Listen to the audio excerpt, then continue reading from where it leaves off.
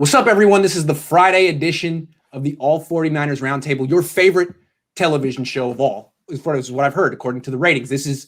We got Nick Newman, we got Maverick Pallack, Grant Cohn. We got a really high-tech design going on here. It's state-of-the-art. And now we're going to talk 49ers for about the next 55 minutes, maybe 59. We're going to make some projections because nothing's going on in Ninerville, no news, so we got to do something, and this is where we get creative. So we're going to give out some awards. Some like awards that we expect people to win. We don't really know what's going to happen. And then we're going to do some trivia, some deal or no deal stuff. It's going to be really fun. It's going to be great. So let's start off with the projections. And I'm calling this one the Fred Warner Award. It goes to the 49ers most improved player. It was Warner last year. In the past, it was Kittle. Could have been the George Kittle Award as well. Who do you guys think will win the Fred Warner Award in 2021? Who do you expect to make a big leap this year? And why? That's the most important thing, because we can't tell the future. Show your work. Show my work for the most improved.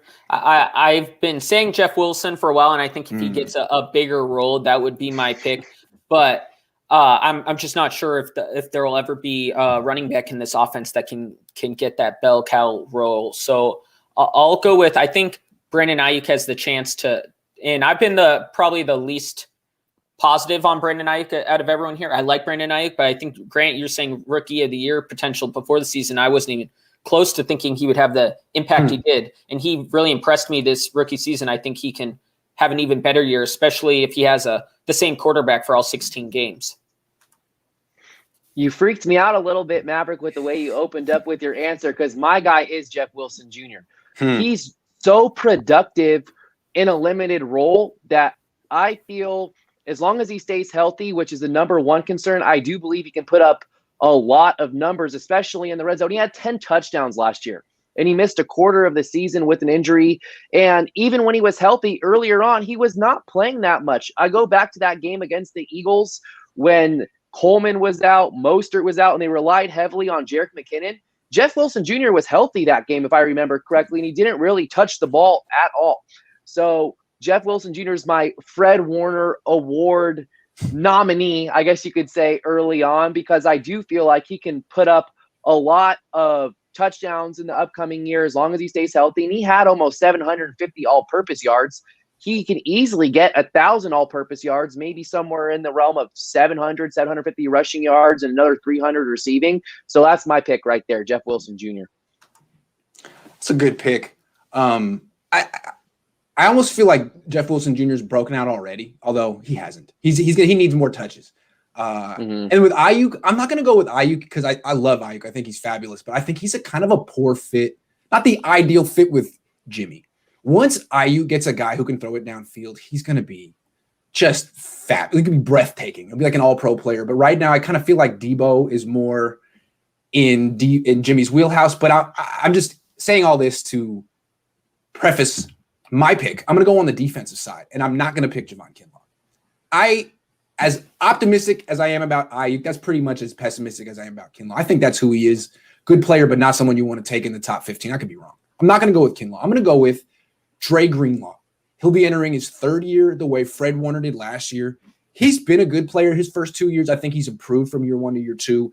And now it's going to be his first season as like a full-blown starting weak side linebacker who plays 1,000 snaps. I think he's going to lead the team in tackles and have Pro Bowl consideration. So I think he's going to take a big leap. Maybe he's already pretty good, but people don't realize it. I think Dre Greenlaw is going to become the Warner Greenlaw tandem, not just Warner. That's the way I see it.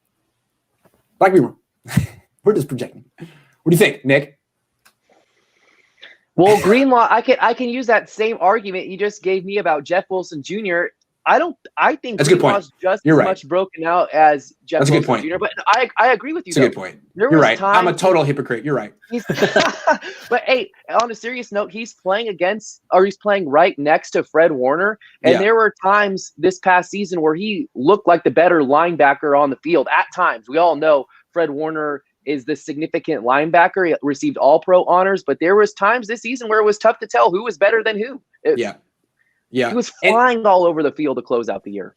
Any dark horses, any honorable mentions you think that could be in the running? How about Tavarius Moore? Tarvarius Moore's good. Jose Vera in the comments said Aziz Al-Shaair, and that's a dark horse. one. I think he was impressive when he filled in when Quan Alexander was He's traded. A very athletic linebacker, absolutely.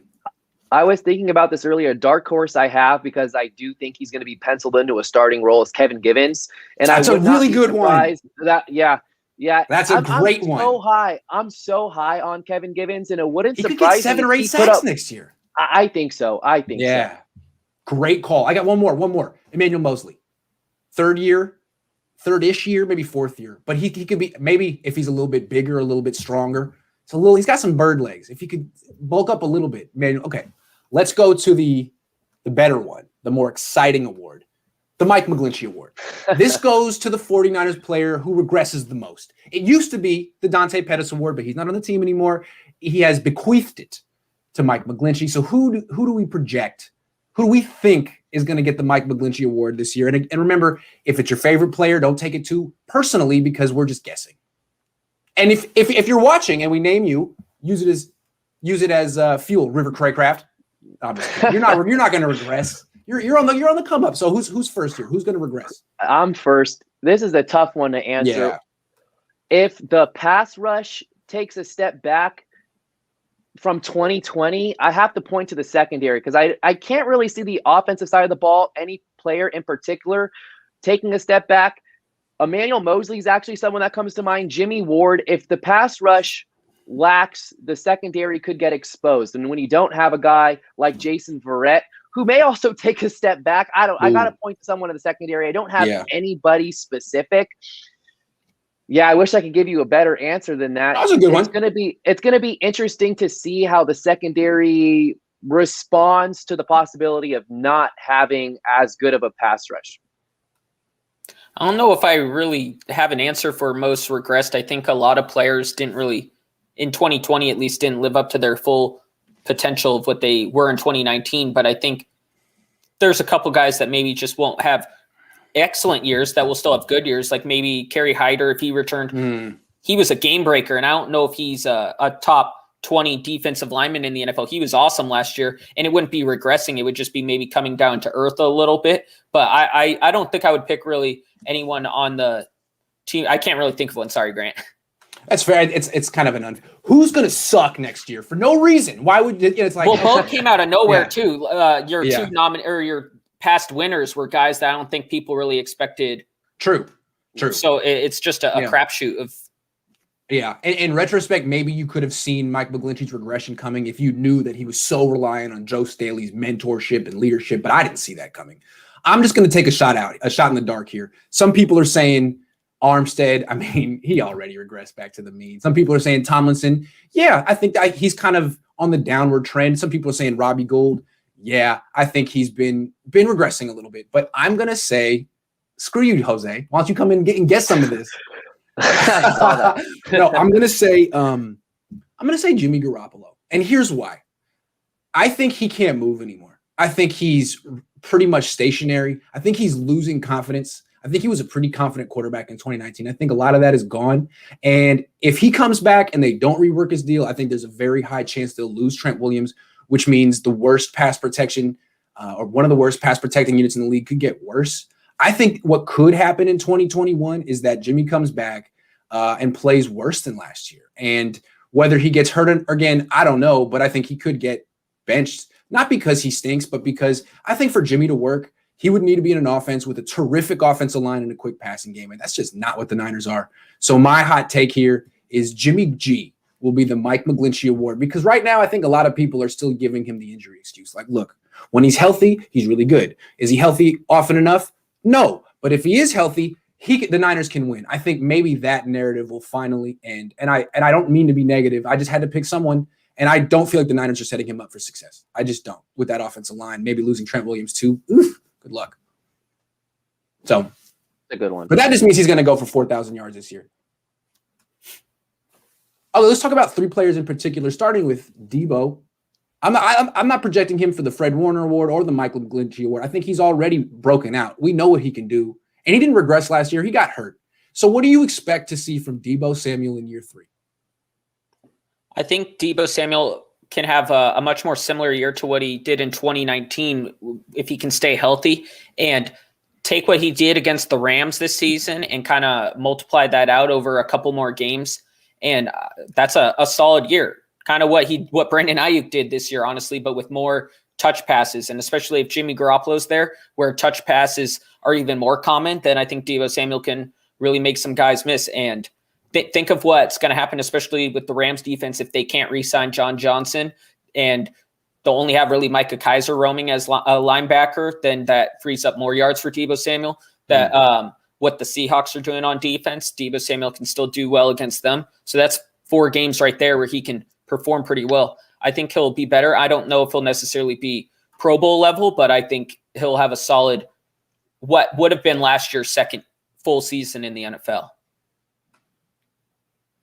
Deebo Samuel has such a deep injury history. It's hard to pinpoint or project what he can do under the assumption that he'll just stay healthy a full 16-game season. He can put up massive numbers. And I get into a lot of debates regarding his role in the offense. I think it's totally fine for him to continue to be utilized as an extension of the ground game. We've seen him almost single-handedly win games this past season against the Rams in particular, like Maverick touched on. He can be a 1,200, 1,300 all-purpose yard guy between being an extension of the ground game and running those quick intermediate routes. Going back to the 2019 season, down the stretch against the Rams, week 16, against the Seahawks, week 17, in the playoffs, he was dominant, lining up in the backfield and making plays happen. He had that spin move touchdown against the Seahawks Sunday Night Football, week 17. So I expect, as long as he's healthy, he can put up huge, huge numbers. And he's a red zone weapon on those jet sweeps. So I'm with Nick on this. I think, yes, he does have an extensive injury history, but last year it seemed understandable. He broke his foot. That set him back. And the broken foot seemed like a little bit of the reports where he was working out so hard. Maybe he was an overtraining, overuse break. And maybe this year, if he's under the supervision of the 49ers training staff, because the offseason is a little bit more normal, I don't know if he will be, that could bode well for him. As long as he doesn't head into training camp with a broken foot, if he can just stay healthy through June and like the offseason, he should be okay. I feel like he kept trying to rush back and then pulled something. So if he doesn't have that domino effect this year, I think he's going to lead the team in yards from scrimmage, because Jimmy relies on him so much. That's Jimmy's guy. And even more so than George Kittle, anyone else. I think Deebo Samuel, with all those jet sweeps, all those short, quick things that he can turn into huge plays. And he's going to have all the motivation to prove that he's still a dominant player after that kind of wasted sophomore season. So Deebo Samuel, I think, is going to have a huge year. I think he's going to stay healthy and have a huge year. That's a big thing. He had a Liz Frank injury, right? And when you look that up, it says 6 to 12 weeks, but sometimes might take up to a year. And so obviously, when you hurt it in season, you don't get that full year of recovery. Maybe just having the off season will help him out a little and get him back to that 2019 end of year form. I think so. This is why I always pause with Deebo Samuel. Here's his injury history. He, as a freshman at South Carolina, missed 7 games with a hamstring injury. Sophomore year, missed 3 games with a hamstring injury. Junior year, broke bone in his leg, missed 10 games. And now year 2 in the NFL, he had the Jones fracture in his foot and then those lingering hamstring issues. So let me address that real quick. It's a good point. I feel like this is a guy who's going to have lingering injury issues the rest of his career. But right now, he's about 23, 24. If there's ever a year for him to put it all together and stay healthy for most of it, I think it's going to be this, because he did it his rookie year. I think he might be able to do it one more time. And he hasn't gotten that paper yet. He's on a mission to get that paper. And he's still pretty young. I'm betting on him in 2021 to do the over of what people expect. But if he doesn't, Nick, you're right. You laid out why, for sure. All right, let's move on to the next guy. He's also on the offense. He's George Kittle.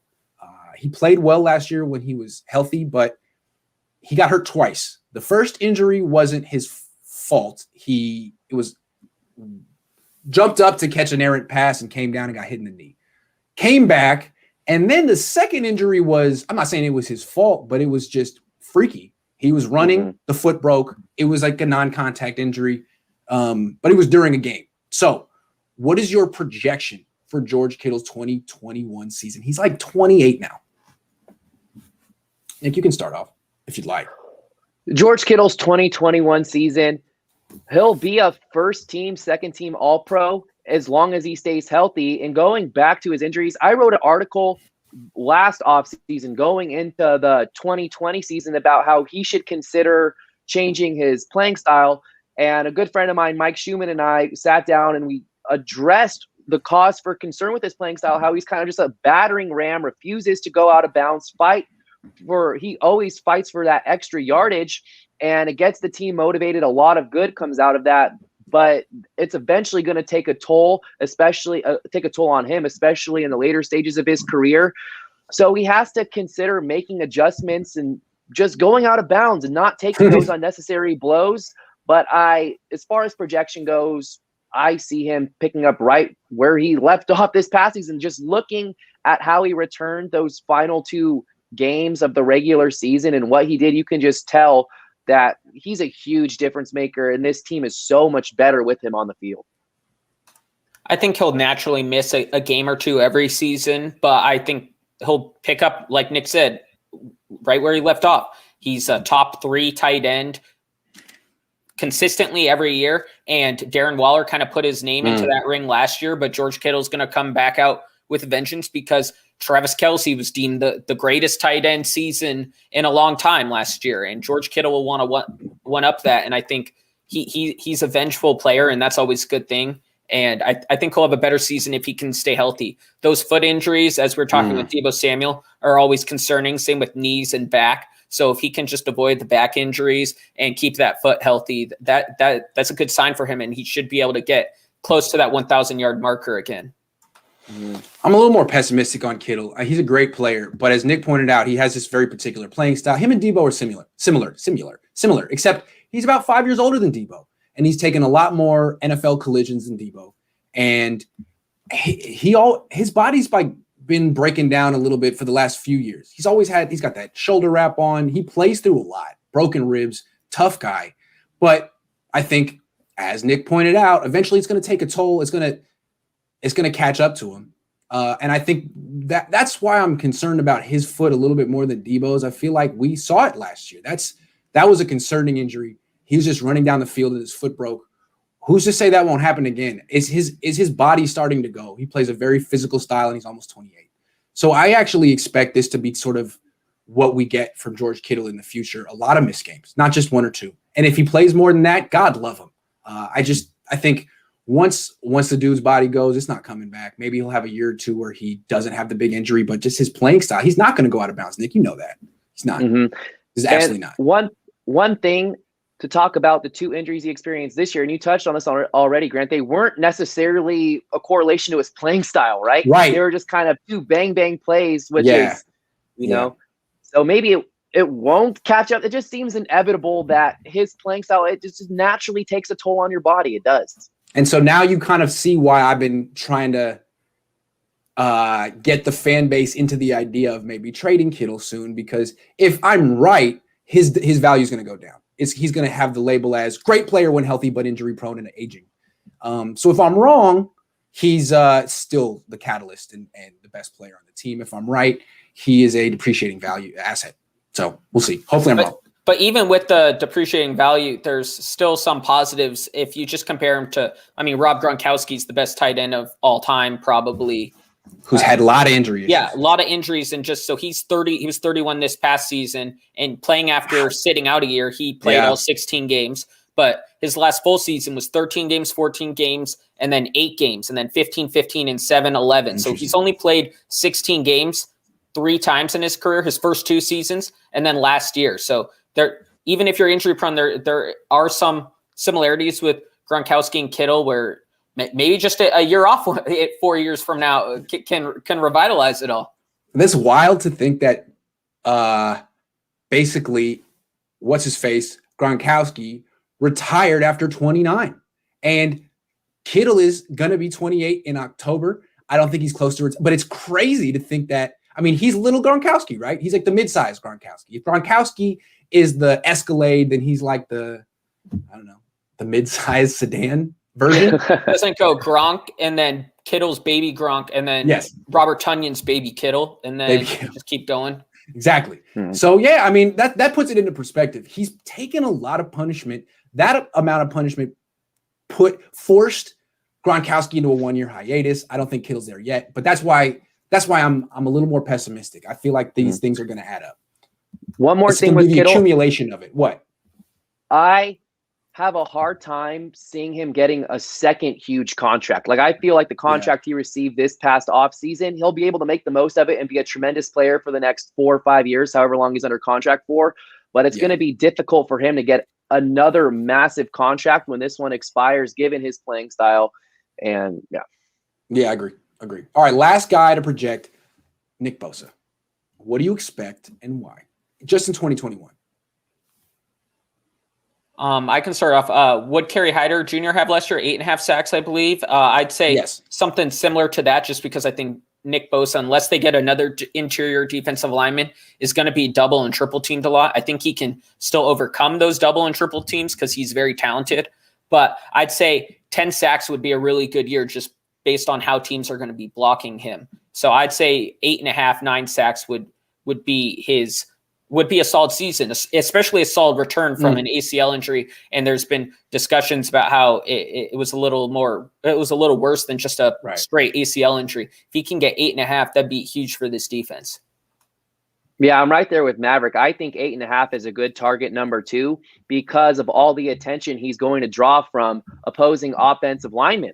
He's going to be the focal point of the 49ers pass rush, like Maverick touched on. 2, 3 offensive linemen, he's going to get double and triple teams. So being able to hit that 8.5 sack number that Carrie Hyder hit this past year would be good for Bosa because of all the attention he's going to face. And the 49ers need to figure out someone to play that deep forward role, that speed rushing position to help free him up, because there's not as much talent on the 49ers defensive line as there was in 2019 when Bosa was really able to establish his dominance. Okay. I see a lot of people in here being like 11 sacks, comeback player of the year. Let me list all the reasons I don't think that's going to happen. First of all, Bosa was terrific his rookie year, but he really did well when D Ford was on the field too. I don't think that's coming. I think D Ford's done, and I don't know who's going to replace him. So he's going to get more attention. You guys pointed that out. The knee was more than just an ACL injury. You guys pointed that out. He's now had 2 of these surgeries. I think he's going to be on PUP to start training camp. I think he's going to be – I don't even know if he'll be ready to play week 1. And when he does return, I think he'll be on like a snap count the way he was when he came back from his first ACL injury at Ohio State. I think they're going to want to be really careful with him because he's supposed to be the future of the franchise. He's a very, very expensive asset. I think they're not going to just throw him back out there and be like, hey, we need you. So he might, you said 8.5, 9. He could have 7. He could have 6 this year just because he could top out at 500 snaps. So I'm going to say I'm a little nervous on what he's going to look like this year. And that's another reason I'm considering throwing him into trades. That's just where I'm coming from. Let's move on. That's why it becomes important that they do bring back a Carrie Hyder or they do draft a edge rusher, a speed rusher in the first couple rounds, is to help Bosa out because he is not guaranteed to be 2019 Bosa. He could be the Bosa you just described. Yes. I mean, maybe in 2022 he makes a full recovery and he's back to playing, or even better than he was in 2019. But 2021, I think, will be almost like a break-in year. I mean, and I don't even want to, but look at what happened to Jerick McKinnon. Look at what happened to Ronald Blair. Like, God forbid that happens to Nick Bosa too. There's been like setback is the buzzword that just gets thrown around so much in Santa Clara. God forbid. God forbid. All right, let's move on. Forget the projections. Let's talk about now. Do the Niners need a new return specialist? And it's funny to throw the word new in there because that implies that they have one now. And I would say that they really, really don't. So let me take the word new out. Do the 49ers need a return specialist? And if so, who? Yeah, they absolutely need a new return specialist. How could they not? Their kick return team was awful this past season. Punt return was not much better. I had a random thought the other day, and it's completely out of the question now, but if Jared Hayne would have stuck with the NFL or the 49ers didn't cut him, I think he could have become a legit return man in the NFL. I really do. But more realistic options, Cordell Patterson is someone the 49ers should definitely look into signing this offseason. He has value as a kick returner, punt returner, and he can also be used in that Deebo Samuel role where he has the physique of a wide receiver, but has played running back for the Bears the last several years. Didi Westbrook is a guy who comes with some character concerns, but also provides similar value. So they absolutely need to look to upgrade at the return positions, 100%. The guy I've been talking about for a while is Isaiah Mckenzie from Buffalo. We saw him score on the 49ers when they played this season on a motion to the left side, and he beat someone to the pylon on a throw. And he's 5'7". He's a slot receiver, so that's not really the prototypical slot receiver, I guess, Shanahan's looking for if he's drafting Jawan Jennings to possibly be that role and Jalen Hurd. So Mckenzie is different, but he's a much better punt returner. He had one punt return this year. You know what he did? He returned to 84 yards for a touchdown. I don't remember the last time the Niners had a punt return touchdown. It's been a while. But Isaiah Mckenzie would probably cost less than $2.5 million. He would diversify the offense, and he would also help out a lot in the return game. Overall in his career, he's a 9.5 yard per return punt returner. And the Niners as a team this year were 9 yards per punt return. So even when he's never been year in and year out the full-time punt returner, he's still been much better than any of the Niners had this year. You don't have to sell me on Isaiah Mckenzie. I love Isaiah Mckenzie. I remember when he came out in 2017, he went to Georgia, and I put him in all of my mock drafts. I thought he was going to be the Niners return specialist. I thought for sure. And the way I remember it is that I thought like they were right in position to take him in round 4 or 5, maybe 5. And the Broncos jumped ahead of him to get him or something like that. And then the Niners moved back to get Trent Taylor. I think that he would have been on the Niners if that hadn't happened. I mean, I forget how the maneuvering was, but Denver edged him out or took him right before they got to Trent Taylor. That's the way I remember it was 4 years ago. Anyway, yeah, hell of a player. He could do a lot of what Deebo Samuel and Brandon Ayuk do. Mm-hmm. Nick, what you said about Cordell Patterson, that was going to be my answer. I love Cordell Patterson because he can be the kick returner. He's like the greatest kick returner of all time. He's still averaging more than 30 yards per kick return for his career. Did it again last year. I think he had like 1,000 yards as a kick. Anyway, so I love that. He could be a running back on the team. He can do a lot of what Deebo Samuel does. He's Deebo in short. So him. But I'm just going to give a different answer just to be different. I'm going to say, yeah, they need new return specialists, but they don't need anyone that's not already on the team. The kick returner should be Deebo. The punt returner should be Ayuk. Those two have the ability to be the best in the league at those two things. Imagine Deebo Samuel taking the ball out on a kick return. He'd have no fear. He would hurt people running the ball. He might hurt himself, but I think he would hurt other people. Deebo Samuel did that at South Carolina. He's so devastating with the ball in his hands. And then Ayuk can make a lot of guys miss. I think he can return punts for touchdowns. If those got, I would like to see that. But I know the Niners are far too cautious to ever do something. Are you concerned about – I'm not concerned about Brandon Ayuk on punt return, but Deebo Samuel as a kick returner, the more injuries, especially that's high velocity contact? No, I'm worried about the other guy. Yeah, I'm worried about the guy who me too, honestly. He'll kill some people. No, I mean, what I see from on the kick returns is the guys who get hurt on the kick returns are the guys who like tiptoe up the field. Dante Pettis. If you go up with like, some velocity and you initiate the contact or you're at least in control of where you're going, you'll be okay. I haven't seen any. That's the Dante Pettis thing is the only time I can remember. It was like almost like watching your little brother jog up the field. Like, oh my God, get him off the field. Anyway, sorry, Dante, if you're watching. It looked like when the tight end up man catches the kick return and they're like, oh, I should have fair caught this. What am I doing? Okay. Let's say the Niners can only keep one. Jason Verret or Kaywan Williams. Who are you keeping and why?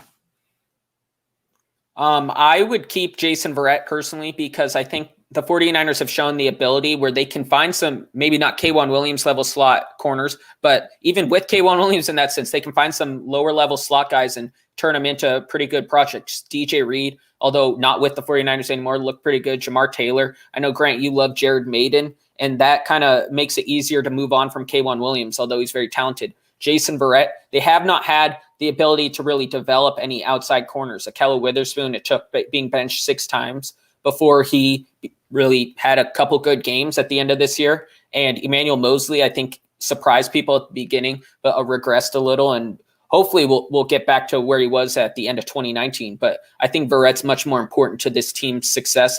And Kaywon Williams deserves a lot of money, and he'll probably go to New York to go get that. I'm going Kaywon Williams. Going back his entire career, he started 13 or more games in 5 out of 6 seasons. This past year was his worst injury season where he dealt with the most injuries. 2019, Kaywon Williams was the best playmaker on this 49er secondary, better than Richard Sherman, Emmanuel Mosley, Ahkello Witherspoon, Jaquiski Tart, Jimmy Ward. Kaywon Williams was the playmaker, and he's great in the run game. He's more durable than Jason Verret. And I think he's going to cost less money than Verret. So I would prioritize Kaywon Williams over Verret. And I flip-flopped on this recently. About a month and a half, 2 months ago, I had Verret higher on my priority list. Now it's Kaywon Williams. I think he is much more important to bring back than Jason Verret, because if you fix that pass rush, I'd rather bring back Ahkello Witherspoon and have Mosley and Witherspoon on the outside with Kaywon in the slot than bring back Verret for a hefty price tag. Kaywon historically is more durable than Verret. That being said, Kaywon did miss all of 2016, and he missed 8 games last year. He's going to be 30 next year. He has an impact on the defense, but not as big of an impact as Jason Verret does when he's healthy. The thing about Jason Verret is I think he's going to be more expensive than Kaywon Williams. So do you want to pay the premium for the better outside corner, or do you feel like maybe Kaywon Williams fits more in the salary cap structure? He's more embedded in the locker room. He's been on the team longer. I could see the argument for that. I mean, maybe you don't want to give Jason Verret a ton of money with that injury history, which is terrifying, and you feel more comfortable with Kaywon Williams at a smaller number. Plus, they use him in such a specific role in the defense. I don't know, man. Maybe Kaywon Williams. I'm a little nervous about giving Jason Verret all the money that he's earned. He's going to get it. And I'm afraid that he's going to get it and then go back to being what happened to him the last 4 or 5 years. That's just the only thing that scares me. If you could tell me that it wouldn't happen and both Kaywon Williams and Jason Verret would have, basically healthy 2-3 years in front of them, I would pay for Jason Verret. I would definitely pay for Jason Verret if I could feel confident that way.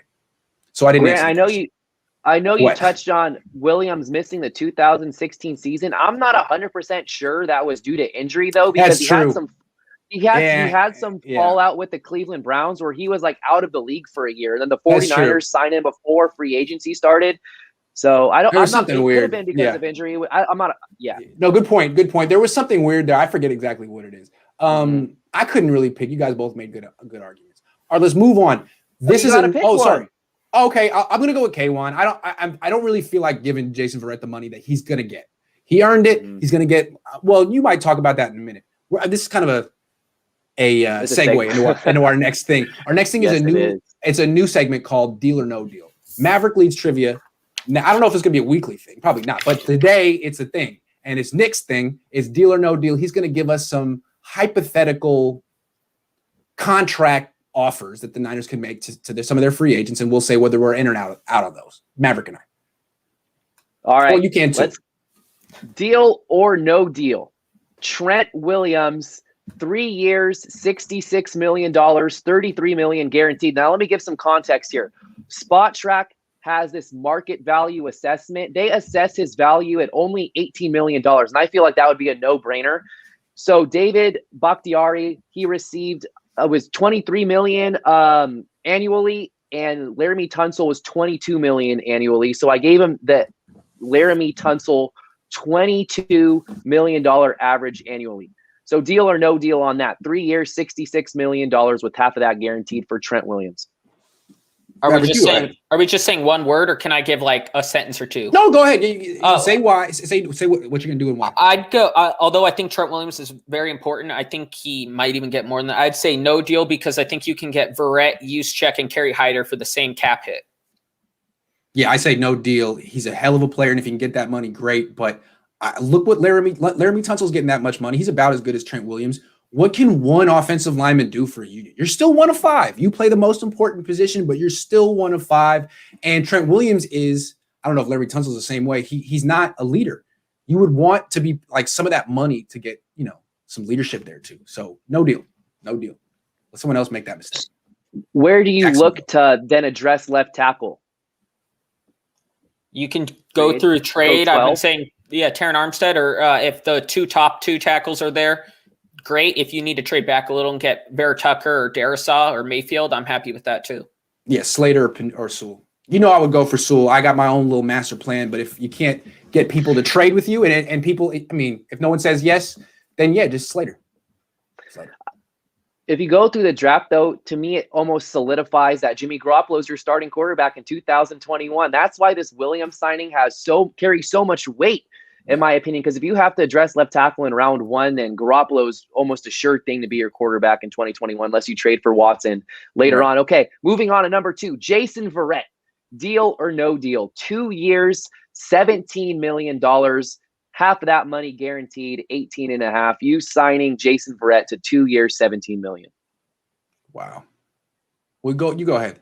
I think that's close to what the deal I was talking about yesterday with what Chris Harris signed last year. And if you made most of that guaranteed in 2021, I think that'd be a great deal, because if he does get hurt, then you can get out of it for nothing. If it's just like 2.5, $3 million guaranteed the next year, go ahead. If he signs that, I think that's a no-brainer. Yeah, I say deal. I think he's going to get more than that. I'm not afraid. I don't care. I don't root for the 49ers, but I think he might get the Jimmy Ward deal, which was 3 years, close to 30. If you could get him for 17 plus with only 1 year guaranteed, yes, absolutely, bring him back. Yeah, I like that. There were a couple contracts that I'm trying to pull it up to compare it to. So Spot Track, again, they assessed Richard Sherman's market value at about $10 million annually. Janoris Jenkins signed a contract around that $8 million, $9 million range. So that seemed pretty comparable for Jason Verret. I don't know if I do it. Okay, number 3. Our third dealer. I like how I don't have to give my context here. I just leave that up to you guys. Okay, third deal or no deal. Kaywan Williams, 3 years, $15 million and $7.5 million guaranteed. I think he might sign for, like Grant said, with Verret, might sign for a little more than that. I would think about 3 years, $15 million, but I'd rather spend that money on Kyle Juszczyk. I think if it's one or the other. I don't want to give a 3-year deal to a 30-year-old corner. What I like about the Verret deal is that it's 2 years, 3 years for Kaywan, who did just miss 8 games last year. I'm cool. And the other thing about Kaywan is hell of a player. He's great at what he does, but I can't help but notice that Jamar Taylor did that role extremely well too. And maybe if you take man-to-man coverage out of the equation, you can find other guys who can do what Kaywon Williams. Really, what you're doing is playing zone, tackling, and blitzing. I mean, other guys can do that. DJ Reed could have done that. I don't think you need to spend $15 million on that skill set. So no. What do you think? Moving on. No, you said something. Oh, okay. Well, if I had to choose between Verret, 2 years, $17 million, 8.5 guaranteed, and Kaywan, 3 years, $50 million, 7.5 guaranteed, I'm going Kaywan. I like Kaywan more. And I think that's pretty good value for a playmaking slot corner. Okay, number 4, deal or no deal, Carrie Hyder. And I'm comparing this one to Marcus Golden. So Marcus Golden in 2019 with the Giants had a double-digit sack year and kind of was under the rug a little bit, didn't get too much attention throughout free agency, ended up signing or being brought back for $5 million. I have Carrie Hyder 1 year, $6.5 million, $4 million guaranteed. So a 1 year deal for Carrie Hyder to kind of prove that he can stay healthy because he has injury concerns as well. And that 8.5 sack season was a little bit of an outlier. Do you bring Carrie Hyder back for $6 million? I would, because the reason why I didn't bring back Trent Williams was so I could be able to afford Carrie Hyder and another player. So if I can get him for under 8, I would consider it seriously. 6.5, definitely. And if you don't get him, then go get your boy Marcus Golden because he knows the James Betcher defense. Yeah, I think that's a really good price for Carrie Hyder. I mean, he wouldn't be the number one priority in free agency for the 49ers, but if they take care of their top priorities, let Trent Williams walk and still have money left over. Yeah, I mean, Carrie Hyder plus Chris Kosarick is a proven successful combination. It worked in Detroit. It works here. Carrie Hyder should know that. Chris Kosarick should know that. They should find a mutually beneficial price point that they can agree on and bring him back. Absolutely. Why would you let him go? I mean, he basically produced like 80% of what Nick Bosa produced for like, what, $1 million? I like Carrie Hyder. And usually guys who have just one season of pass rush production get some crazy 7-year deal, $100 million. I mean, they may not be able to get him for 1 year, $6 million, but if they can, I mean, that's great, I would say. Okay, let me give you a reason why they may not offer Hyder that contract. Ronald Blair, The team has been high on Ronald Blair. He's been very productive coming off major injury. Would you rather give Ronald Blair, who's also a free agent, 1 year, $2 million, or Carrie Hyder that $6.5 million figure? Blair's had so many setbacks. I'm nervous to give him anything, really.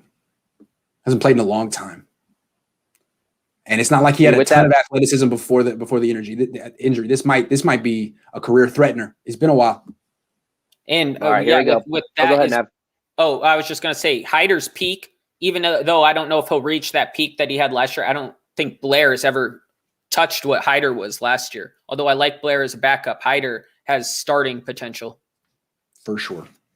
Good answer. All right, final one. Mr. Kyle Juszczyk.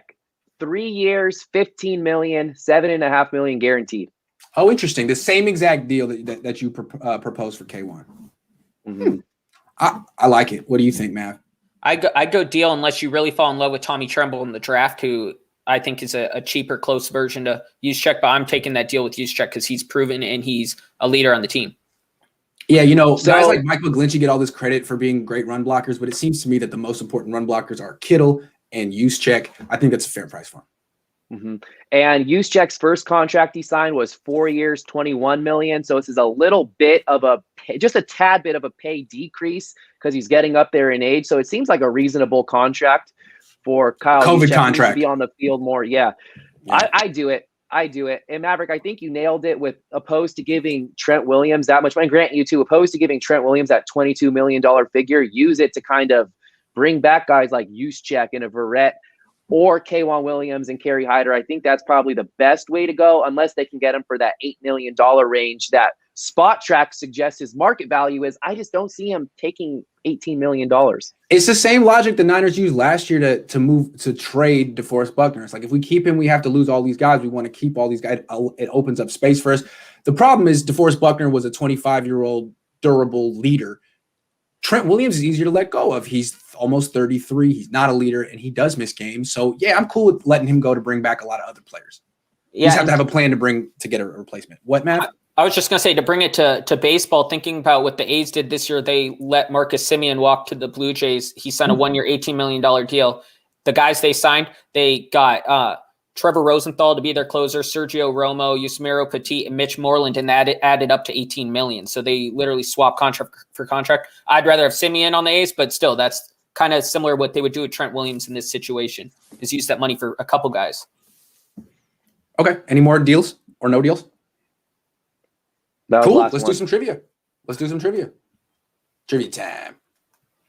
So to start off, I just wanted to update Grant. You were talking about Ahmad Brooks last year for the draft, and I was wrong. What happened? So he was drafted in the third round of the 2006 supplemental draft by Cincinnati, and then San Francisco signed him off Cincinnati's practice squad, I believe. Thank you. So I was wrong. I knew it was a supplemental. It was close. Supplemental. I still give you credit. And why was he in the supplemental draft? Was it because he punched out some random lady that I didn't get that information from Pro Football Reference, but look at his Wikipedia, man. It's just like, what did you do? He was the man. Isn't he your dad's favorite to interview? Oh my God, mine too. He was the go-to guy. His mom was like a valedictorian in high school. Both of his parents were teachers. Naturally, really smart guy and conceptual. He would just talk through the whole game. But he might. Well, I don't want to get sued. But he might have some personality. Who knows? The guy was like, he'd give you this look, and you'd be like, please don't. But he's like, no. He was real gentle to the media. I just wouldn't go out. Ask Lamar Divins. What was his name? Lamar Divins. You remember Lamar Divins? No. That's a trivia question. Who did Ahmad Brooks hit over the head with a bottle in 2014 because they went out drinking and that player wouldn't give him his keys? Oh, I kind of remember hearing it. Was Lamar Divins. Anyway, no. Let's move on. Well, what is the trivia? If you want a point for that, Grant. Oh, I know, I'm good. I'll give you a point. No, I'm good. So, okay, first category. Who's the next pick? And this has been a common recurring thing, and I believe it's framed from 2006 to 2011. And I know Grant hates that era, so we're gonna 2006 to 2011 is what we're doing today. Yeah. Oh wow, cool. So the 49ers took franchise icon Patrick Willis 11th overall. What longtime adversary was picked next? 2007. 6 or whenever Willis was drafted. 2007. Long-time adversary. I think I know. I think I know. I'm going to give a guess. I'm going to give a guess. Man. Steven Jackson. Okay, incorrect. I have no answer. Marshawn Lynch, 12th overall by. Oh my God! I actually knew that actually. Yeah. When did Steven Jackson? It was even on my mind. I think Steven Jackson was the year before. Yeah. Oregon Good call. State guy, I should have right? known that. In 2008, the 49ers took guard Shiloh Rashal, I believe is how you pronounce that, 39th overall. What New Orleans Super Bowl hero was picked next? Malcolm Jenkins? Incorrect. Oh, man. The guy was on the team when they won the Super Bowl. I don't know. It wasn't Drew Brees. I'll tell you that. It was not Drew Brees. It was one of their defensive players. I don't know. I'm gonna do what Nick did last time. I don't know. Off to a good start, Nick. Tracy Porter. You remember he got the pick six off Peyton Manning. A couple. Yes. Ruben Cano and Tyler in the comments. No, that was yeah. Anthony Davis, not the basketball player, was picked 11th overall in 2010. What Pro Bowl and Fresno State running back was picked next? Pro Bowl. Oh my God. I know his face. I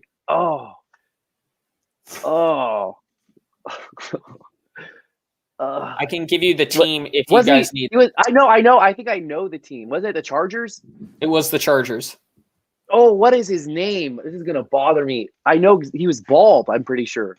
Yeah. I know exactly who it is. His Gabriel Lopez, Carlos Carrillo. Oh yeah, I remember that guy, but I forget his name. Oh my God, I forgot. Wait, no, he was bald. I got it. Yeah, was his first name Ryan? His first name was Ryan. Whose first name was Ryan? That's a half a point. I got the school. Come on, I got the team. He gave you the school. Yeah. Okay, I got the team. Ryan Matthews. Ryan Matthews. Yeah. All right, no points. Let's split it. We got to. Okay. No, it's the same. We're either way. It's same thing. Yeah. Either way. Ryan Matthews. A couple picks. Yeah, well, Ryan Matthews was. I think he just battled injuries a lot. But a couple picks later, the 49ers selected recently retired Mike Iapati, 17th overall. What fellow recently retired offensive lineman was selected next? Brian Bulaga. Incorrect. Why did I say that? That was so. Why you said that with such confidence too? I was like, "Damn, Grant." Fellow. No, man. Jeez, no, we're tearing it up. We should just 2011. Yeah, recently retired offensive lineman. Russell Okung? No. Incorrect. We actually talked about him, I think, 2 weeks ago. Marquise Pouncey. No. We're doing great, Nick. Yeah. We're gonna get this one from that. This is. We got all of them. I told you I thought this one might have been harder, but I didn't know it was this one. You weren't kidding. Yeah, Jake Locker, 8th overall pick, was the pick after Aldon Smith in 2011. What happened more? Aldon Smith sacks or Jake Locker time sacked? Jake Locker time sacked. Jake Locker. That's correct. 60 times Jake Locker was sacked in his career, and Aldon Smith is at 58, counting playoffs. I think we split that one. Yeah, I think you both got. We'll both have 1 point because that's better than 0 points. So we'll both get one for that one. That was poor Jake Locker. I think he was at Arizona, or when he was with Washington. I think it was against Arizona or Arizona State. He got hit one time so hard his helmet switched. Like flipped, and I remember seeing an interview and he thought he went blind because he couldn't see anything, but it was just his helmet was blocking his eyes. Yeah, that was a great interview. I knew he was going to be a winner when that. Yeah, I thought it was blind, but it was just plastic. Yeah. Okay. One question, real quick: Did Ryan Matthews end up signing with the Eagles at a point? Yeah, that's where he finished his career. Okay. Man, I can't stop thinking about him now. Next, I knew. Go ahead. Next one is the Harbaugh years. Woo! We both got one right. Okay, nice. Harbaugh years. Let's try. Let's do this one. I think I can do this one better. Fitting to how the year ended, the 49ers special teams jump-started the Harbaugh era when this player returned a punt and a kick for a touchdown. Tag in is correct. Just throw it out when you're ready. Just throw it out. You know it. I'm taking that one. And Nick can't even complain because he shouted like 9 times last week. So well, that's what I'm saying. That was the first game I ever covered. All I was thinking about was how last week I kept shouting out because that's how we normally do it. We had Jack last week, so now I'm a little more I'm waiting for you to finish the question. But okay, I see how we're All right, playing. no hold barred. It's a cage match. Yeah, Ginn had the 102-yard kick return and a 55-yard punt return. Yep. And, I think that punt return was the last time a 49ers player has returned a punt for a touchdown, if I remember correctly. It's one of the longest droughts in the NFL. Bonus question. Who was the quarterback of the Seahawks? No, was it Tavares Jackson? Tavares Jackson, wasn't it? Yeah. Yes, it was. Yeah. Yes, it was. Was what? Richard Sherman playing in that game? I don't think he was. I don't think so. Starter, right? Got Yeah. drafted You know who year, did? Desmond Trufant, was he still on the team? No, the wide receiver who kind of went dumb that game. For As who? as a rookie, first game in the league. Doug Baldwin. yeah. Doug Baldwin had a good game. If I remember correctly. Wait till another question. Yeah. Okay. Hold on to that. What defensive starter ran a fake punt for 31 yards in 2012? Defensive starter. Deshaun Goldson. That is correct. Deshaun Goldson against New England, Week 15. He was like the personal protector, right? Yeah. Nice. What cornerback helped end Matt Schaub's starting career in 2013 with a pick six? Let's go. I got you, baby. Tremaine Brock, let's go. 2006 and 2010 is tough for me. Yeah, quick, Grant.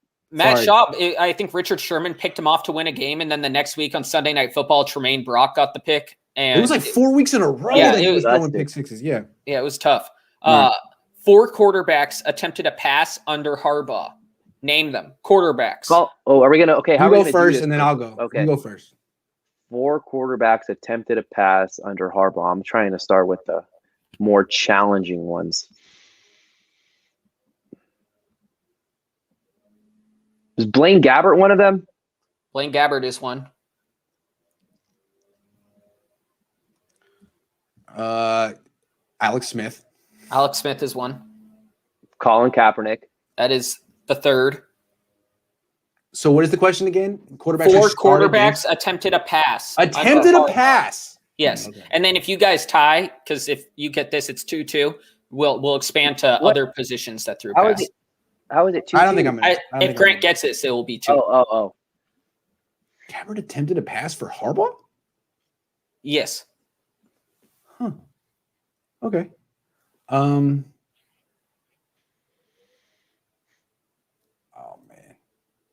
I don't know. Okay, hold on. I'll just say a name. Scott Tolzien. Great guess, honestly. But Colt McCoy. Oh, Colt. Oh. And then so Nick takes that. The other 3 players to attempt to pass were David Akers, Andy Lee, and Anquan Bolden all had pass attempts. Okay, and then final question of the category. Despite Harbaugh's extensive knowledge of Stanford and the Pac-10/12, Doug Baldwin. He and Trent Baalke oddly avoided the conference in drafts. Can you name the 3 Pac players they drafted? Oh, sorry about that. Okay. The 3 Pac-12 players my bad. Do it again. My bad. And despite Harbaugh's extensive knowledge of Stanford and the Pac-10/12, he and Trent Baalke oddly avoided the conference in drafts. Can you name the 3 Pac players they drafted? Oh, man. No, it was after. Yeah, I can name one. 3. I can name one.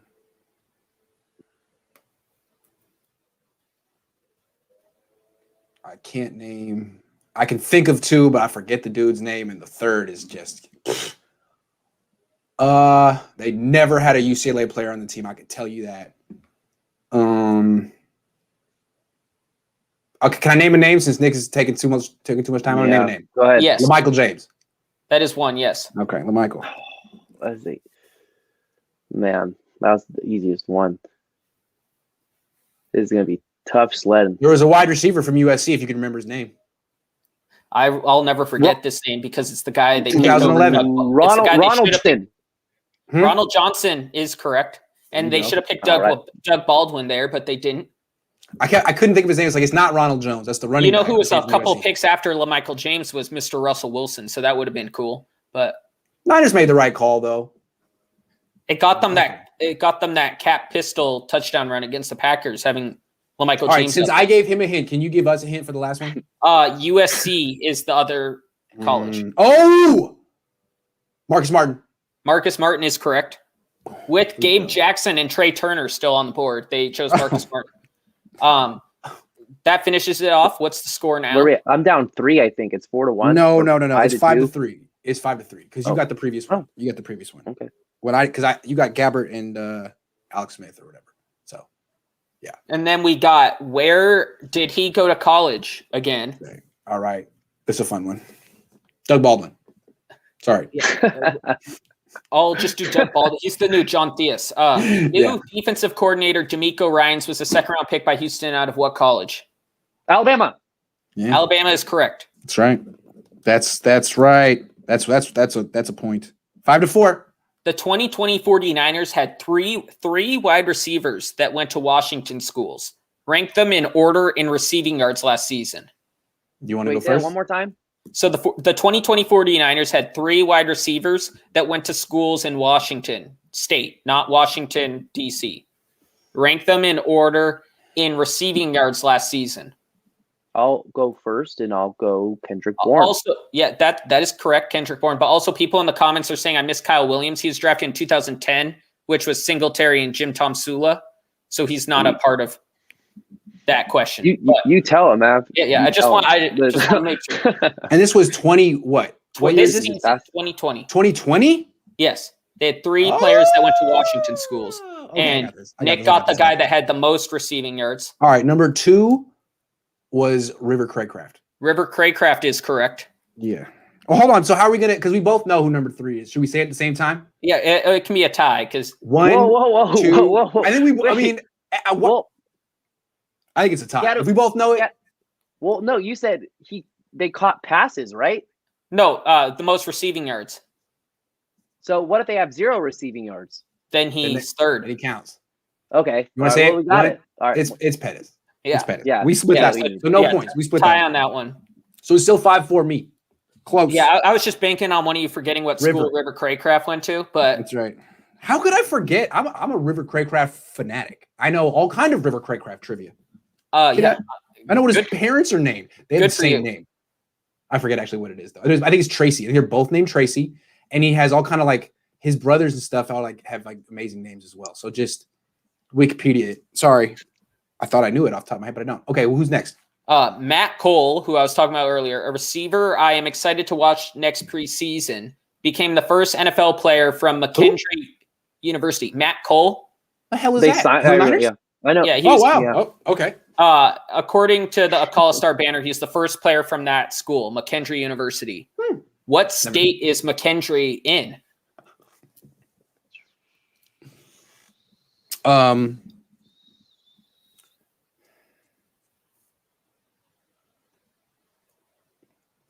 Hold on. Wait a second. You got a 150 shot here. Yeah. Let me hold on. Hold on.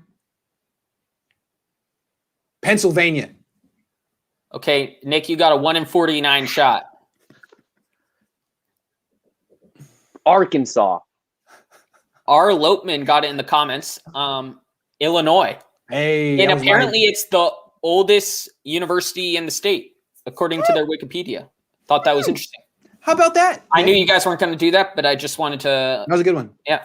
Thanks. throw that out there. Yeah. Mckenzie I almost University. had Now it. you'll Yeah. remember it. Okay. 2 more in this category. 4 Okay. players in 2020 went to schools with North in the name. Name them. So it's You the wanna same go as first? last week where there's a bunch of schools that had the word South in the name, but the other direction now. Okay. Okay. I have one. Should I go I have first? one. I gotta go first because I'm losing. I did the same guess last time. Jeff Wilson. That is correct. Oh North yeah. Texas. Okay. Jimmy Ward, Northern Illinois. Correct. Northern Illinois.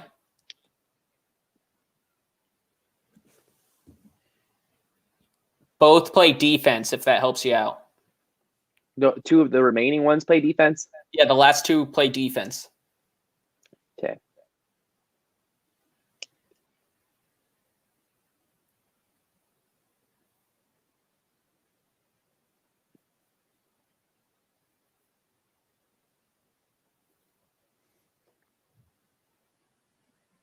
Cheers. It's quiet. Dang. This is good TV. Hold on. I'm trying to think. I can't think of anyone else. Dang. It's not Tavarius. There's a lot of Southerns. I can tell you that. Mhm. It's not Jimmy Garoppolo. That's East. Dang. That'll be Plus, he next doesn't play week. defense. So keep that in Okay. mind. But Oh, I got one. Contavious Street. Contavious Street is correct. Where did Contavious Street go? That one. North Carolina? Carolina No, State. North Carolina State.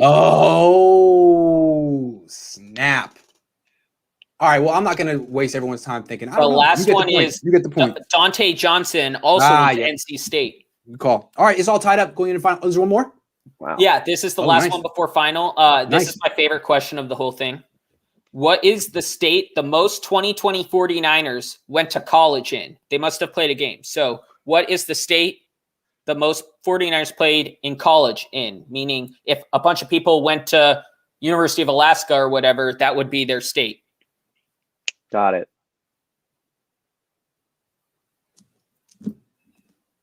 That's a Texas. tough one. Texas Yeah, is your guess. Texas. That's the I'm wrong Florida. face. Yeah. Florida. You gotta go. Okay, this is very impressive. Utah with 6. Fred Warner, Wow. Kai Nakua, and Ziggy Ansah went to BYU. Mitch Wisnowski, Tony Bergstrom, and Brian Allen went to Utah. Brian Allen. Yeah. Oh, I knew he was going to be in this. We were talking about Isaiah McKenzie earlier. He was the pick after Isaiah McKenzie, Brian Allen. Joe Williams, Utah. Oh my God, there's a Utah thing on the Niners. It's a pipeline. Zach Wilson. We figured it out. Steve Young, yeah. Oh, And then next we're California with 5. Alex Barrett, Daniel Brunskill went to SDSU, Ross Dwelly went to USD, Solomon Thomas and Sherman, Stanford. And then Texas, Verret went to TCU, Austin Walter, I believe, went to Rice. Wilson, as we talked about, Carrie Hyder went to Tech, and JaMychal Hasty went to Baylor. Okay, now we're in Final Jeopardy. Final Jeopardy. This one's a doozy.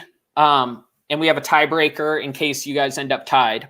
But 13 49ers had rush attempts in 2020, meaning this season. 13 49ers had rush attempts. Name them. No particular order. Okay, All right. why don't you pick who goes first since we're tied? What? Oh, you're tied? Yeah. We'll go with Nick usually gets to go first, so I'm going to let Grant go first. Okay, Mostert. Mostert is correct. Jeff Wilson Jr. Jeff Wilson Jr. is correct. Jerick McKinnon. Hold on, I need to cross him off. Jerick McKinnon is correct. JaMychal Hasty. JaMychal Hasty is correct. Deebo Samuel. Deebo Samuel is correct. Brandon Ayuk. Brandon Ayuk is correct.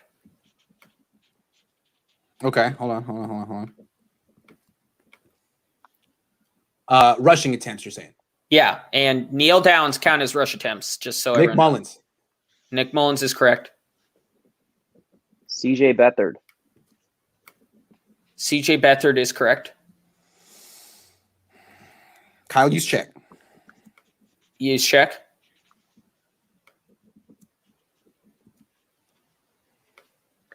George Kittle. Kittle, yes. Austin Walter. I thought that was going to be the hard one, yeah. Austin That Walter. was, yep. I had him. There's 2 more. See, it was all about timing. I was like, I got it's now. It's Yeah. now. Otherwise, I lose. Yep. I was debating if I should go Walter first, then Kittle, or Kittle, then Walter. Because all right. Jimmy Garoppolo. Jimmy Garoppolo is correct. Tevin Coleman. And Tevin Coleman is correct. We did it. Hey, We made them. We tied. Wait, there's a bonus. Well, There's if you want the bonus, it's who had, in terms of yards per carry, who had the least? Tevin Coleman. Oh, Tevin okay, hold Coleman on. is incorrect. Jimmy Garoppolo. Jimmy Garoppolo is also incorrect. Nick Mullins, 9 attempts for 8 yards. Garoppolo had 10 for 25, and Tevin Coleman, a very nice 1.9 yards per carry, 28 rushes on 53 attempts. I think we just tied. So Yeah. Sorry, you're wasting How your about time. We'll do another Doug Baldwin question to break the tie. that?